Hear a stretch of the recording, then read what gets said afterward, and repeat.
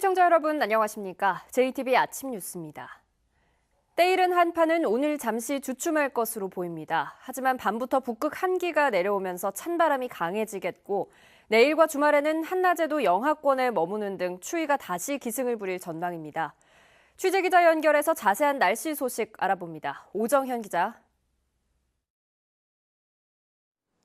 네, 오늘 아침 비교적 따뜻한 남서풍이 불면서 일시적으로 기온이 올랐습니다. 현재 기온 전주 0.6도, 무주 영하 1도로 어제 아침보다 1, 2도가량 높고 한낮 기온은 6에서 9도로 평년 수준과 비슷하게 오르겠습니다. 하지만 밤부터 북극 한기가 내려오면서 기온은 다시 큰 폭으로 떨어지겠습니다. 바람까지 강할 것으로 보여 체감온도는 영하권을 맴돌겠습니다. 오늘 대체로 흐린 가운데 남원과 순창 등 일부 지역에는 오전 한때 비나 눈이 올 것으로 예보됐습니다. 이어지는 주말에는 이번 추위가 절정에 달합니다. 내일 전주의 아침 기온이 영하 3도, 모레 토요일에는 영하 6도까지 곤두박질 치겠고 한낮에도 영하권에 머물면서 때이른 한파가 다시 기승을 부리겠습니다. 절기 대설인 내일 그리고 모레 주말까지 서해안과 일부 내륙엔 눈 소식이 있습니다. 비는 5mm 미만, 눈은 1에서 최고 5cm가 내릴 것으로 예보됐습니다. JTBC 뉴스 오정현입니다. 최규성 전 한국농어촌공사 사장이 자신의 형인 최규호 전 교육감의 도피를 주도적으로 도왔다는 점을 시인했습니다. 검찰은 최 전 사장의 신병 처리를 놓고 고심하고 있습니다. 하원호 기자입니다. 14시간 강도 높은 조사를 마치고 검찰청사를 빠져나온 최규성 전 한국농어촌공사 사장. 쏟아지는 질문에 마지못해 내놓은 답은 죄송하다 한마디뿐이었습니다. 핵심 조력자분들 있잖아요. 그분들하고 관계는 어떻게 되시나요? 태양과 관련해서도 조사 받으셨나요? 사장님, 도민들께 한 말씀 부탁드립니다. 네, 죄송합니다. 하지만 검찰 조사에서 최 전 사장은 형이라서 형이 필요로 하는 것을 도와줬다며 혐의 사실 대부분을 시인했습니다. 자신의 지인들을 통해 형의 주거지와 휴대전화를 마련하고 병원 치료 등을 받게 해줬다는 겁니다. 도피 기간 두 사람은 추적을 피하기 위해 차명 전화기로만 연락을 주고받은 것으로 알려졌습니다. 수사가 사실상 마무리 단계에 접어든 가운데 검찰은 이제 최 전 사장의 신병 처리, 그러니까 구속영장 청구 여부를 놓고 고심을 거듭하고 있습니다. 가족인데 어쩔 수 없는 것 아니냐는 동정론과 아무리 형이어도 3선 국회의원을 지낸 공직자가 불법행위까지 저지르며 장기간 뇌물범죄 피의자의 도피를 주도한 건 엄벌이 필요하다는 의견이 나오는 것으로 알려졌습니다. 검찰은 보완 수사를 거쳐 신병 처리 방안을 결정한 뒤 이달 중순 이후 수사 결과를 발표할 계획입니다. JTBC 뉴스 하원호입니다. 전주시 호성동과 에코시티 등 북부권의 최대 현안은 전주대대 이전 문제입니다. 관련 동의안이 어제 진통 끝에 전주시의회 상임위원회를 통과했는데요. 하지만 주민들과의 협의가 부족했다는 점이 문제가 될 것으로 보입니다. 보도에 김철 기자입니다.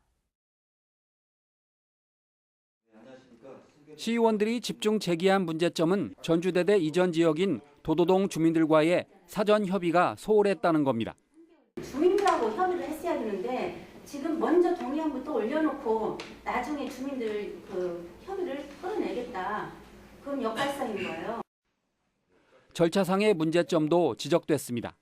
12월까지 국방부와 합의각서를 체결해야 된다며 한 달도 남겨두지 않은 시점에서 동의안을 의회에 제출한 점은 무리였다고 추궁했습니다. 주민하고 협의가 끝나고 주민하고 협의안이 우리 의회에 들어오거나 그랬어야 되는 거 아니에요? 시급한 상황을 여지껏 망설이다가 이거 우리 의회에서 이게 통과되겠지라고 생각하고. 전주시는 12월까지 합의각서를 체결하지 못하면 4년이 더 걸릴 수 있고 에코시티 측에 1,000억 원이 넘는 돈을 변상해야 된다고 해명했습니다. 통합해서 가지 않고 별개로 가게 되면 1,460억을 저희들이 이제 고스란히 변상해야 되는 지금 상황이 발생되는 거고. 전주대대 이전을 위한 동의안이 상임위원회를 통과했지만 이전을 둘러싸고 이해관계를 달리하는 도도동과 송천동 주민들이 전주시를 압박하고 있어서 의견 조율 과정에서 진통이 예상됩니다. JTBC 뉴스 김철우입니다. 2019학년도 수능 시험 성적이 수험생들에게 통보됐습니다. 지금부터는 성적을 토대로 정시 지원 전략을 짜야 하는데 불수능 여파로 점수가 크게 떨어져서 진학 상담에도 혼선이 예상됩니다. 조창현 기자입니다. 수능 성적표를 받아든 수험생들의 얼굴엔 희비가 엇갈립니다. 가채점 결과와 비슷하게 전체적으로 시험 성적이 크게 하락했습니다. 가장 어려웠던 국어는 표준 점수가 150점에 육박해 지난해보다 16점이 올랐습니다.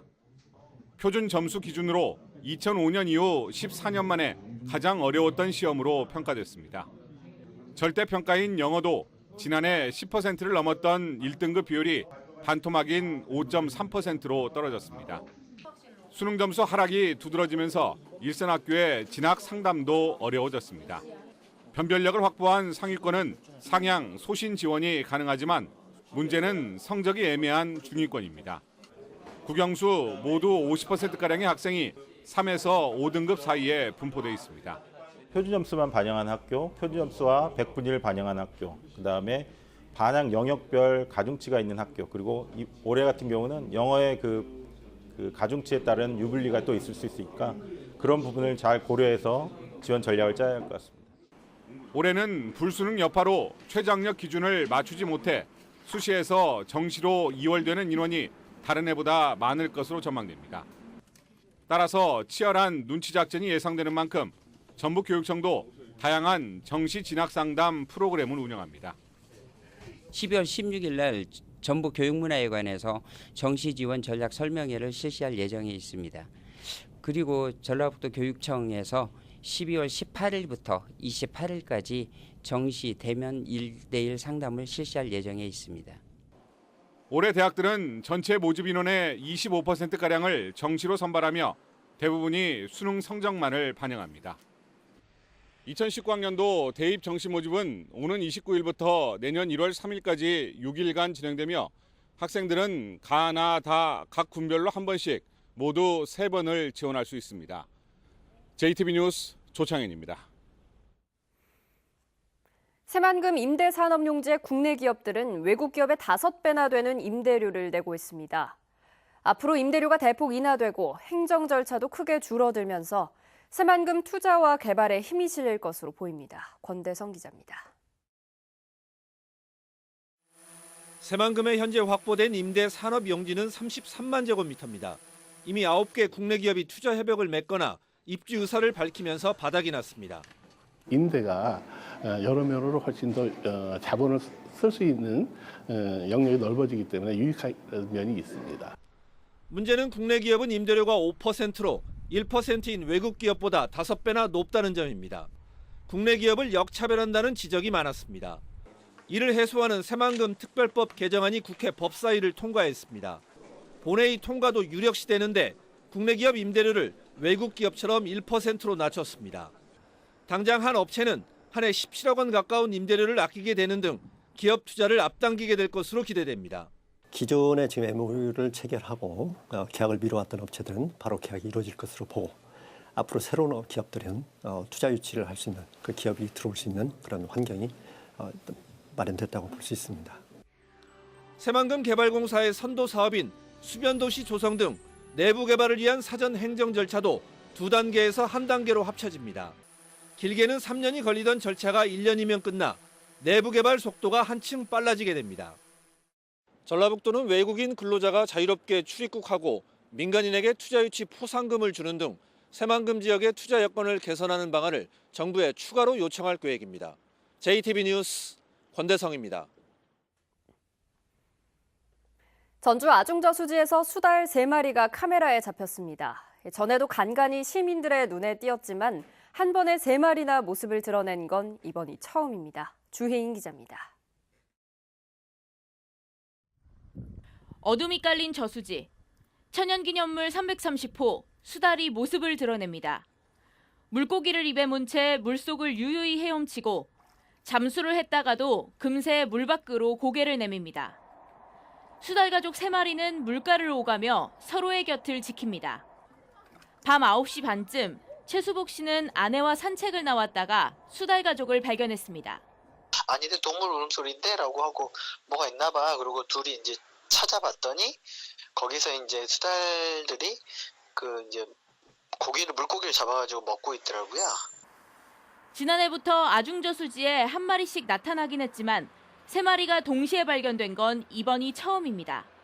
올해 3마리가 활동하는 게 목격이 되었다라는 거는 수달이 여기서 번식에 성공했다라는 거고, 수달이 번식했다라고 보는 거는 이곳 아중저수지가 수달의 안정적인 서식지로서 이용이 되고 있다라고 볼 수 있는 거거든요.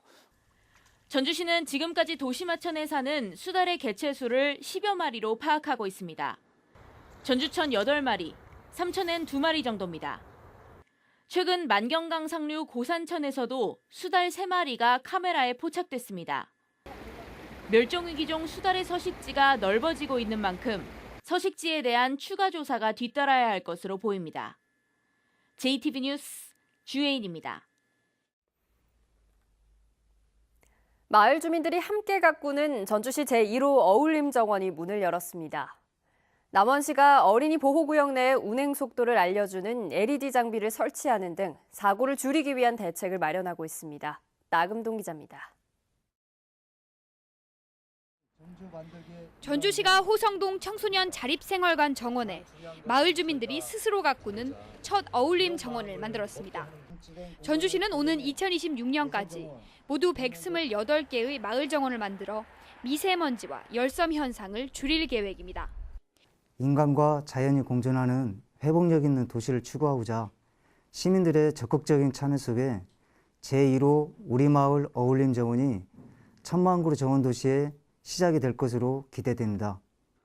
남원시가 어린이 보호구역에서 일어나는 교통사고를 줄이기 위해 운전자의 운행 속도를 표시해 감속을 유도하는 LED 장비를 설치했습니다. 앞서 남원시는 어린이 보호구역 3곳에 미끄럼 방지 포장 공사를 하는 등 안전한 통학로 확보 사업에 힘쓰고 있습니다. 어린이 보호구역 내 안전시설물을 지속적으로 설치하여 안전한 통학로 조성과 어린이 교통사고 예방에 최선을 다하겠습니다. 군산시가 58개 모범음식점에 지정증을 발급하고 친절 교육을 실시했습니다. 모범음식점에는 시설 개선 자금 우선 융자와 상수도 사용 요금 30% 감면 등의 혜택이 주어집니다. 완주군이 폭설에 대비해 도로 안전에 만전을 기하고 있습니다. 완주군은 급경사 오르막길 등에 운전자들이 사용할 수 있는 모래주머니 2만 포와 모래적사함 54곳을 마련했다고 밝혔습니다. JTB 뉴스 나금동입니다. 35사단 항공대가 내년 1월에 이전함에 따라 송천동과 팔복동 일대 비행 안전구역이 해제됩니다. 국방부는 군사시설 보호심의위원회를 열고 전주시 고랑동, 송천동 2가, 전미동 1, 2가, 팔복동 4가 일대 142만 제곱미터를 비행 안전구역에서 해제한다고 밝혔습니다. 국방부는 또 항공대가 들어설 예정인 도도동, 남정동, 강흥동, 원동 일대 136만 제곱미터를 비행 안전구역으로 신규 지정했습니다.